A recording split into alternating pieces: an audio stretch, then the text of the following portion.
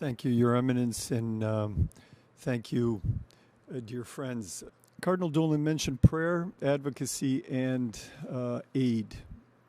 Tomorrow, I hope it is clear to everybody that there will be a global gesture of prayer in which the entire Catholic world, based on the apparition in Fatima in 1917, will be praying for the conversion of Russia and for peace in Ukraine throughout the whole world at one time.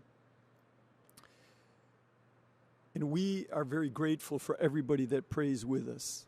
Cardinal Dolan has been a great leader in this. The whole Conference of Bishops have followed the lead of Pope Francis, and we thank all the Orthodox, all the Protestants, all the Jews, the Muslims, and all people of faith who are praying.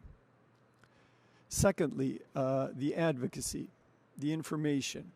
It's really very important to understand what are the primary reasons for this invasion. People want to know, why is this being done? Why is this being done? Why do you think it's being done?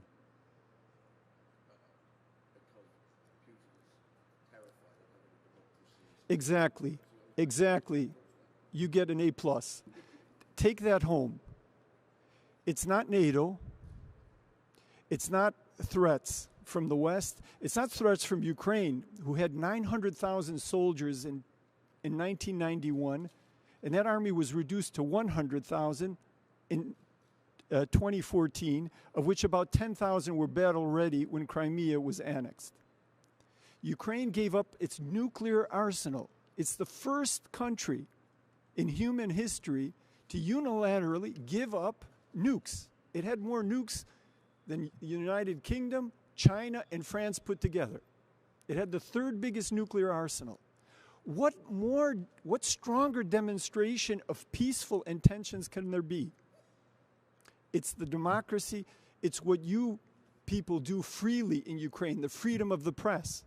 It's the elections. 6 presidents have been elected in 30 years in Ukraine. No president ever in Russia has lost an election.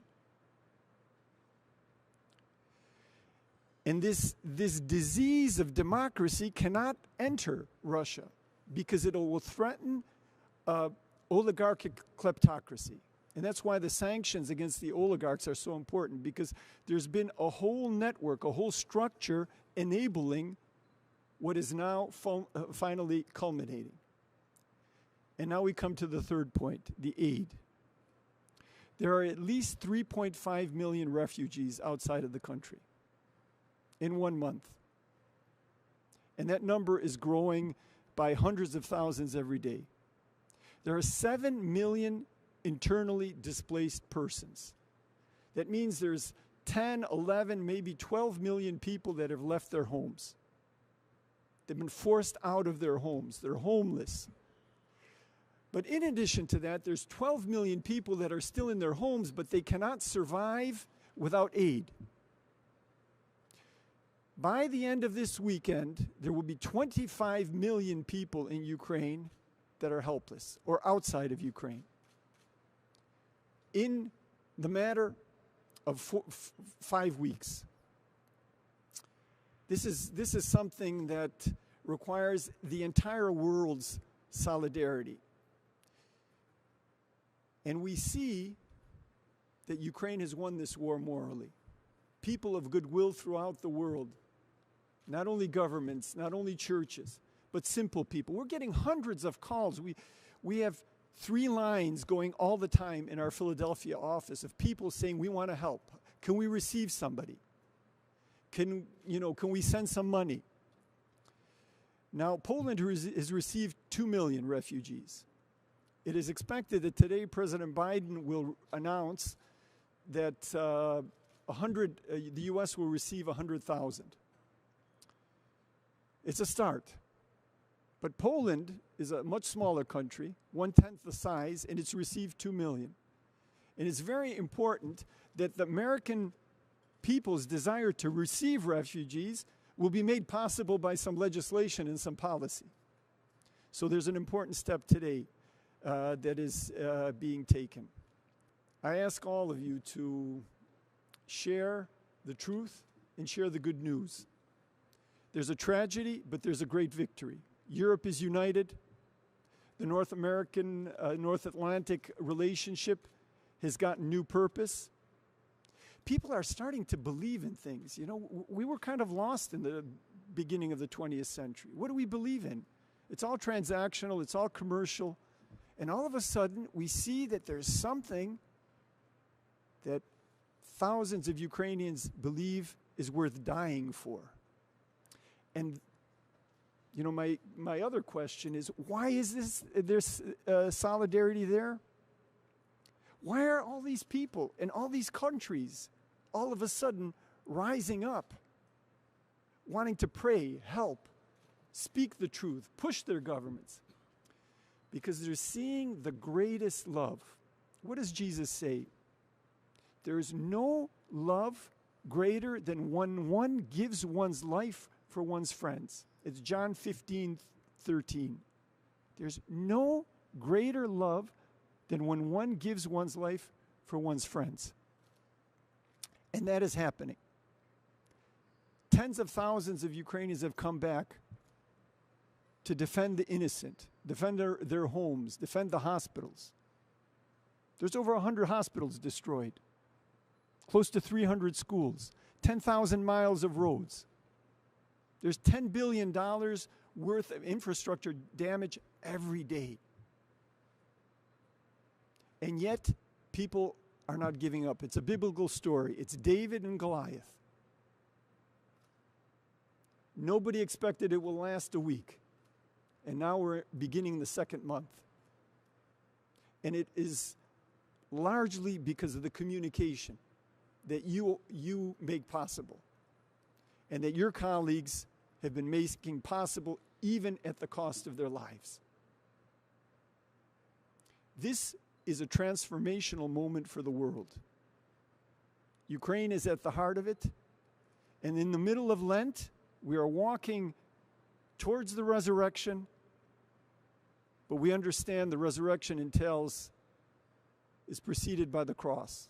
And this cross here has visited 46 capitals. It's a cross made by a simple guy, Vitaly Sobolevsky, who has visited 46 global capitals, and he's hoping that this cross will be in the Colosseum for the Pope's Via Crucis, the way of the cross, on Good Friday of Holy Week. Tomorrow, Cardinal Dolan at this cross will be participating in this prayer. I will be with Archbishop Nelson Perez in Philadelphia, together praying. And I am confident that God's truth, justice, freedom, liberty will prevail. Refugee issues are always complex, and the U.S., for various reasons, has had, let's say, filters because of terrorist possibilities. It's important to realize that 90% of these refugees are women and children, because men between the ages of 18 and 60 cannot leave Ukraine. And they are enlisting themselves in the defense of the country. So there is really no fear, no basic fear, and that is why the process should be streamlined. We're waiting for the announcement. There's been some pre-announcements, but the exact format of this new policy has not been made public. An act of consecration, always to Jesus, of course, but through the Immaculate Heart of his mother, has a very long and sacred pedigree in the Catholic mind. When our Blessed Mother appeared to the three children at Fatima in 1917, in her message of peace and reconciliation, conversion of heart, return to Jesus and his teachings, she had asked that Russia be consecrated to her heart. And that was done by Pope St. John Paul II in 1984, if I'm correct. The Holy Father has asked that it be done again, which we do all the time. We renew our baptismal consecration. We priests will renew our priestly consecration on the Chrism Mass during Holy Week. Married couples renew their consecration. The Pope has asked that we renew that, and he singled out both Russia and Ukraine, two peoples, as Archbishop Kacha, who were very united. That exacerbates the tragedy today because they are very close, and one way they're very close is in their love for the Mother of Jesus. So this is a very powerful sign. Thanks. Is that it, folks?